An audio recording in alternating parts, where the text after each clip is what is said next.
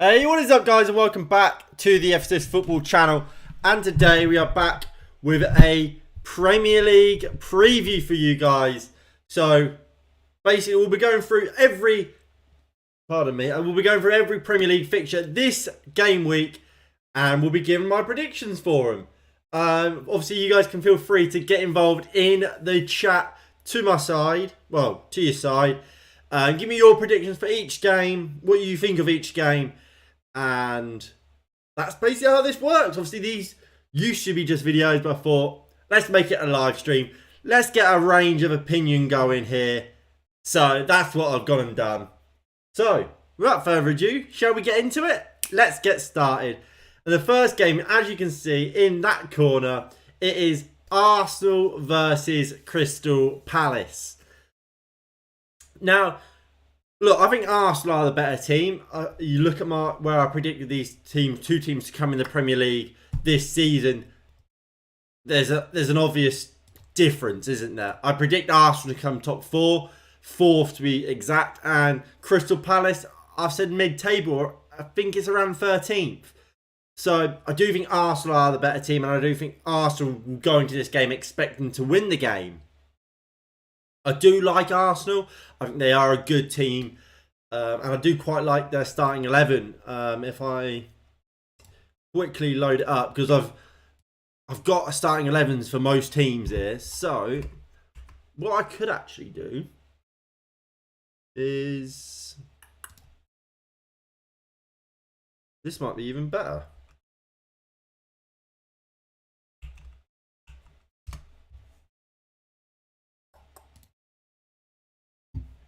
I go bang, bang, put them all in. So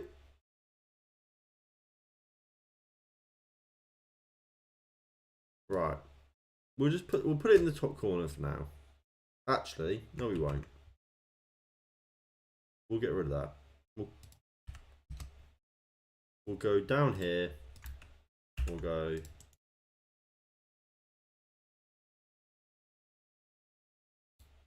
I can't bring it back. Brilliant. Probably should have sorted this before. I didn't think about doing this. There we go. So, obviously that's what I imagine the team will see from Arsenal today. Well, tomorrow, technically, on the opening day of the Premier League season. That is a strong Arsenal team. Now, when you look at Palace's, it's not quite as strong. I think it is it's still a good Palace team, don't get me wrong. But is it as good? I would say no. Where is Crystal Palace? There's Crystal Palace. We'll flick over. So that's Crystal Palace's team. And there's no doubt that Crystal Palace will be a good side again this year. I don't think they will be quite as strong as Arsenal. I mean, I don't know how did Crystal Palace get on in pre-season? Because I know Arsenal had a very, very good pre-season, didn't they? So they beat Gillingham, beat QPR, lost to obviously us, and drew with Leeds, and beat Montpellier in their latest. However, look, Patrick Vieira has said that they are going to be missing a few players going into this game. So with all that kind of in consideration, I don't see a world in which Crystal Palace do beat Arsenal. Although you look at last year, Arsenal did always struggle against Crystal Palace. I do think Palace will lose their opening day or opening game of the season, and Arsenal, after what was a horrific start to their season last year, will actually get off to a winning start and into winning ways straight away. I'm going to go for I'm going to go 2-0. 2-0 to the Arsenal. What I should do, I should write these down. Right. So, 2-0 Arsenal is my first prediction.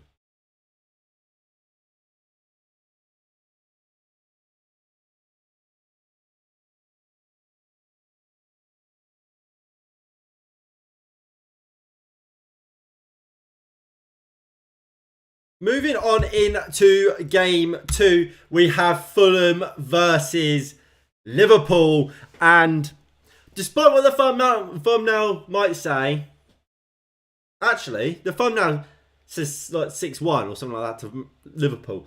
And I do think it's going to be a smashing, a drumming. Liverpool are fantastic. If you watch the Community Shield, which I didn't do on stream, but because obviously it was part of me like moving into this gaff, which is still a bit of a mess if you look at the background, but we ignore that for now. Liverpool were brilliant against Man City. They really, really were. And I do see him struggling in this game. Liverpool, they've got you're gonna need a brave man to bet against Liverpool in this game, aren't you? They're a strong team. They're energetic. They've still got that unbelievable quality in Mohamed Salah. Luis Diaz is always a handful, and you got Darwin Núñez up top, who got on straight away into goal scoring ways, scoring on his debut in that Carabao Cup final, in the Community Shield, sorry. So I do think Liverpool win this game. I do like the signings from Fulham. I do think Fulham in general do have quite a good team. If I quickly load up the Fulham team.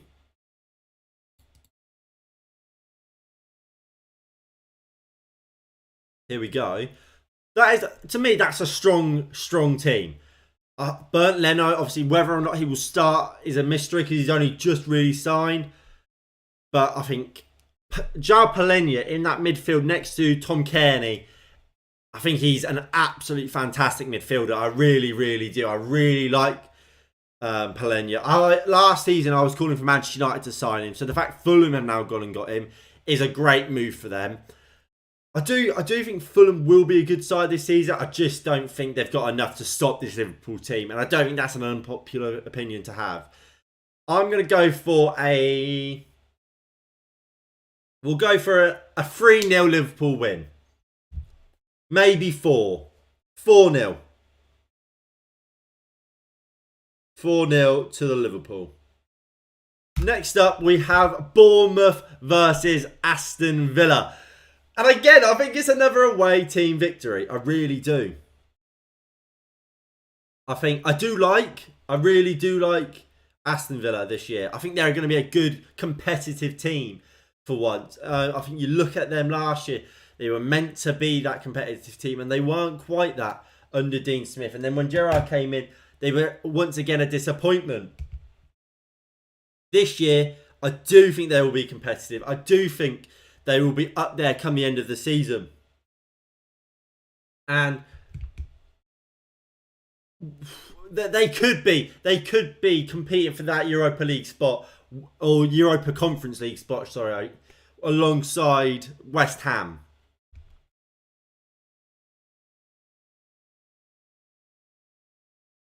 So, what do I think? I think Aston Villa will win this game. And I don't think that's quite unpopular. Bournemouth, I think they come bottom. I do think they come bottom.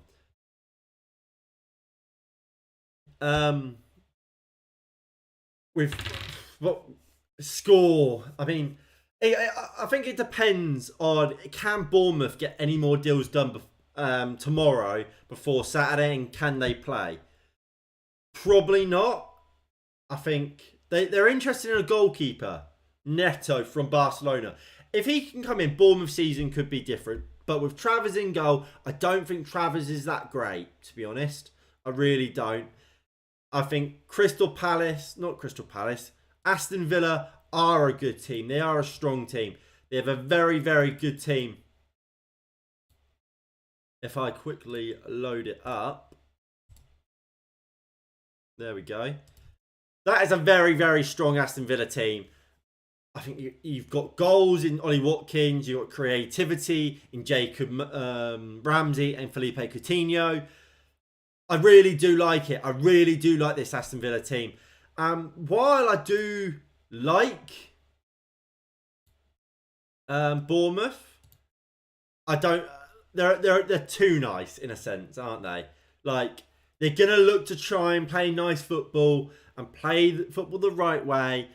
But at the end of the day, they're not as good as Aston Villa. I don't see a world in which they stay up, and I don't see a world in which they beat Aston Villa in this game. I do think Aston Villa will win the game, and I'm going to say Villa win the game 2-0.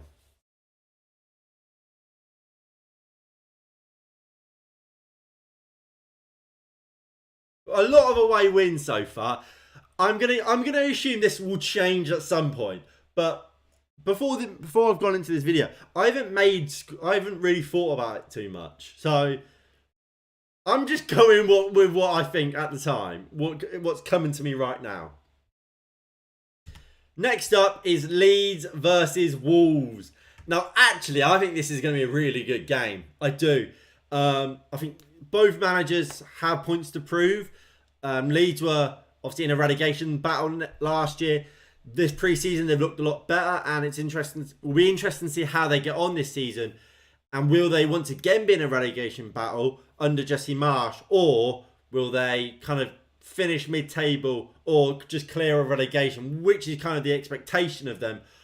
On the other hand, Wolves, fantastic start to the season, disappointed in the second, but thanks to that brilliant first half of the season, they were never really in danger of getting relegated.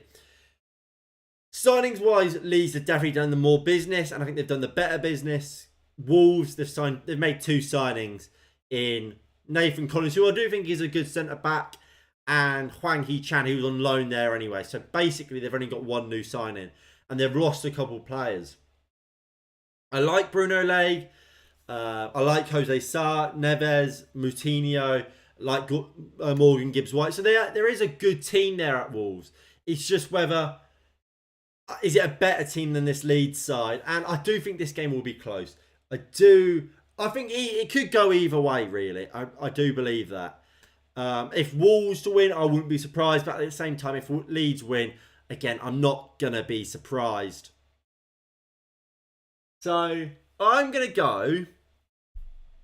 And obviously, you guys let me know in the comments, in the live chat, what you think the score will be. But I'm going to go for a...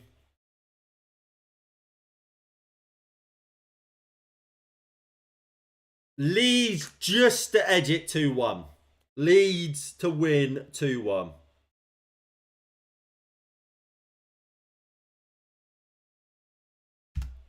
Next up, we have Newcastle versus Nottingham Forest. Now, I think both teams have done pretty good business. I think Forest will be a good side this year. How good? I'm not 100%. But I think they will be a good side. I think they'll be a dangerous side as well. I think a lot of teams may underestimate them, but I think they've done really good business this year, to be honest. We go over to this and we try and find Nottingham Forest. Or we just flip through all the teams.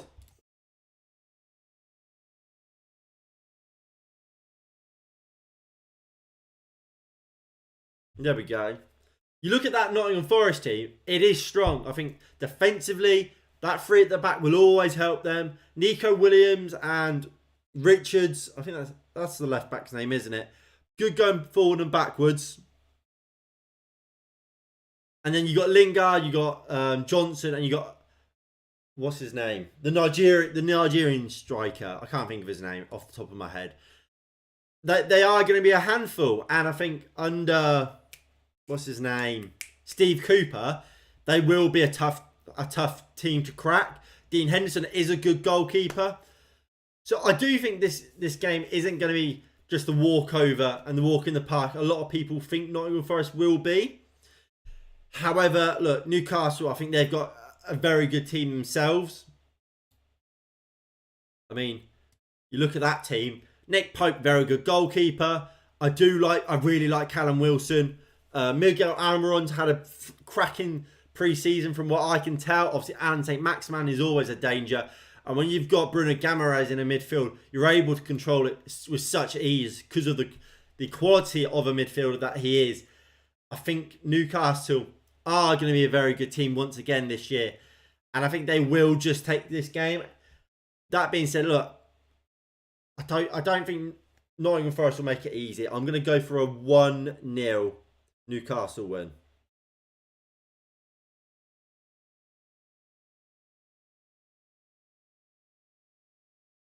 What colour is your Bugatti? My Bugatti is red. You weren't expecting that one, was you? You weren't expecting me to actually own a Bugatti. And you'd be right to assume that because I don't. It'd be funny if I did though. It just like I pulled back the curtain, well, the blinds, and there was just a Bugatti sat there.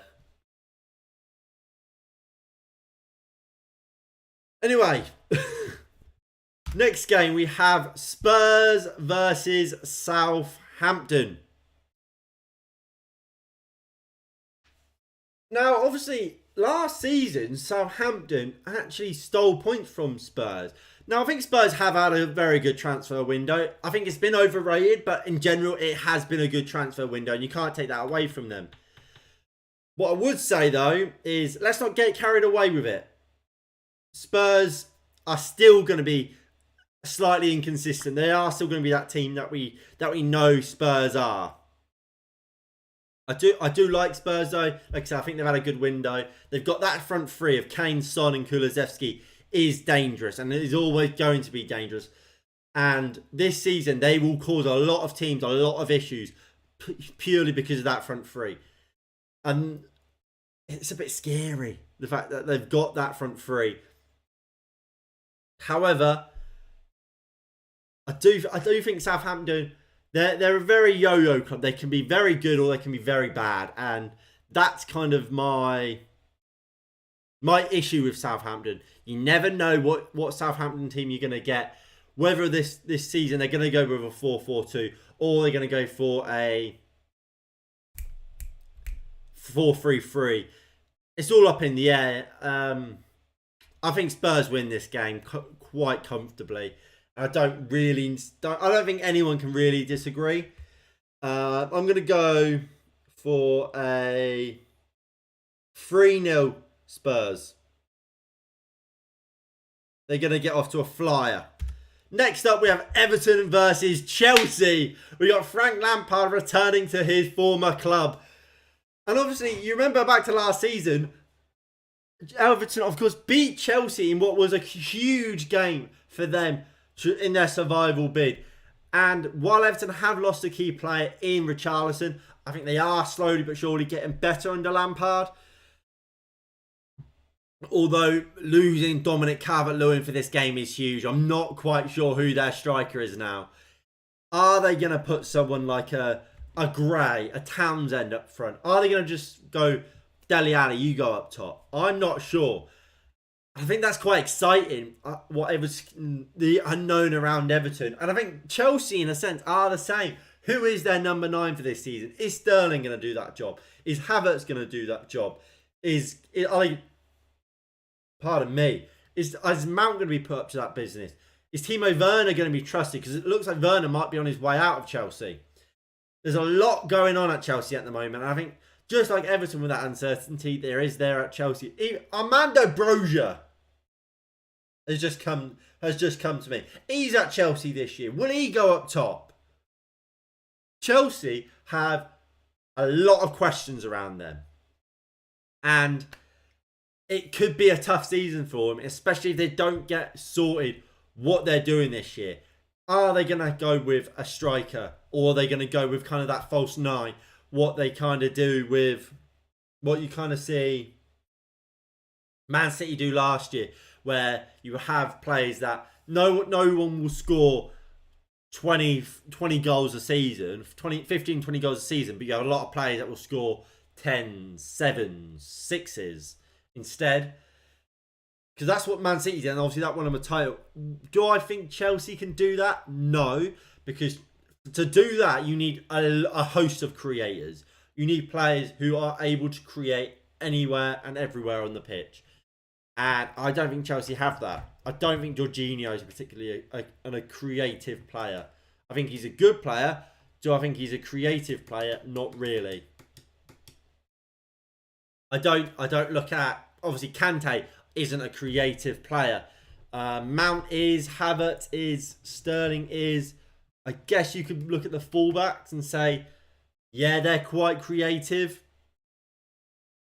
But you look at Man City, for example, when they did it, De Bruyne, Bernardo Silva, Foden. You had Mahrez is pretty creative. Cancelo, or Zinchenko, whoever. Rodri's even fairly creative. He's on the same creativity level, at least, of Jorginho. I think this game could be a bit of a struggle, you know, for Chelsea. I'm going to go for a 1-1 draw, you know. I'm going to go out there. I don't think it's going to be a walk in the park for either team. Both teams will want, obviously, Everton will just purely look, they'll take a point. They'll look to be defensively strong, as will Chelsea, and they'll both just go hammer and tong at each other. And I don't see many goals in it. It could be 1-1, could be 0-0, could be 1-0 either way. I don't really see any team scoring two, to say the least. So, we'll go 1-0. Leicester versus Brentford is next. And I'll try and keep this one quite quick. I think Brentford could be in a bit of trouble this season. I haven't really signed anyone that blows me away. Leicester, I think, their team is 100% worse. They've lost Kasper Schmeichel now, which is a big loss to them. Danny Ward will become their number one. While I'm not 100% sure about Danny Ward, I think they've got a good defence in front of him, and eventually Leicester will make signings. But for this game, I do think Leicester will win it because Brentford have lost key players in Eriksen. Well, I lost a key player and a major key player in Eriksen. I don't think he's really been replaced. Brentford were in danger last season before they got Eriksen. They've lost him, haven't replaced him.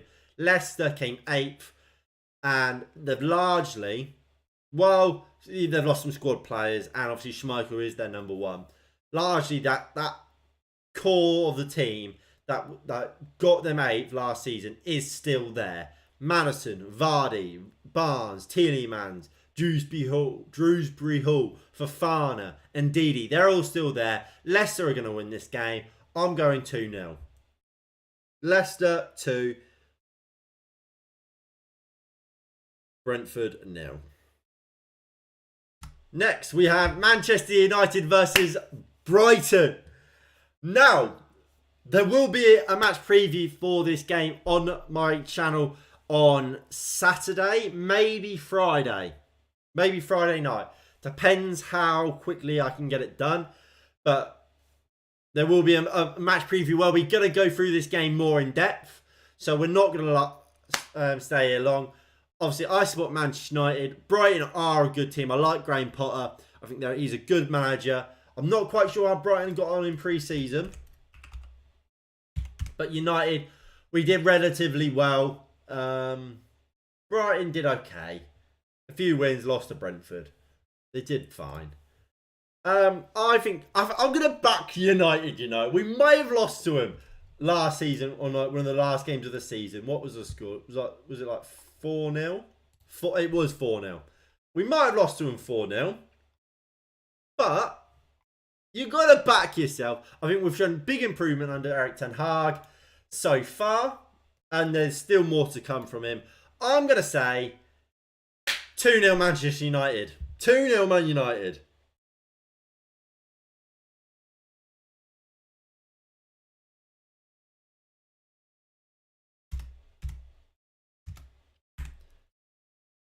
I'm right. So the last game of the week is West Ham versus Manchester City. Ooh, this is this is going to be a fun game. I think, because I do like what both teams have done in the window. I think Man City have let go of maybe one or two who plays too many. I do think they need to sign another forward, at least one more. West Ham, I love the deal for Scamacca. I think Areola on a permanent is a good deal. And then they've just kind of filled plays in. Flynn Downs, for example, will just replace Mark Noble, won't he? So, in general, I think West Ham have done good deals. I'm interested to see how West Ham will play. Will it be continuing with that 4-2-3-1 or will it be a 4-4-2? And, of course, West Ham did cause troubles for Man City last year.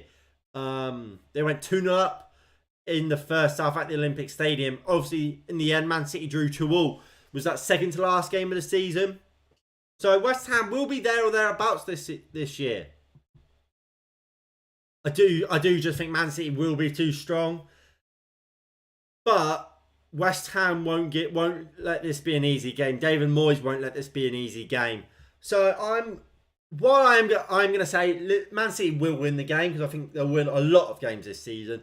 I don't think there'll be many times, if ever really, in these previews that I'm ever going to say Man City will lose a game, because obviously at times they will. But Man City are just so dominant. They are such a winning force that I don't think you can ever really predict a loss for City. They just sometimes they lose. So I'm going to go 2-1 City. And there we go. So just to run through the predictions for each game one last time. So for Crystal Palace Arsenal, I'm going for 2-0 Arsenal. Fulham versus Liverpool, I'm going 4-0 Liverpool. Bournemouth versus Aston Villa, I'm going 2-0 Villa. For Leeds United versus Wolves, I'm going 2-1 Wolves. For Newcastle versus Nottingham Forest, I'm going for 1-1. Pardon me. For Newcastle United, for Tottenham Hotspur versus Southampton, I'm going 3-0 Spurs. Everton versus Chelsea, I'm going 1-1. For Leicester versus Brentford, I'm going 2-0 Leicester City. For Manchester United versus Brighton, I'm also going for a 2-0 scoreline to Manchester United. And for West Ham versus Manchester City, I'm going for 2-1 Man City. Now that is going to be it from me today. If you have enjoyed this, please hit that like button below and subscribe if you are new and you haven't already. That would be greatly appreciated. And let me know down below in the comments what your score predictions are for these games. Like I said, thank you all for watching, and I'll see you all in the next one in a bit. Peace.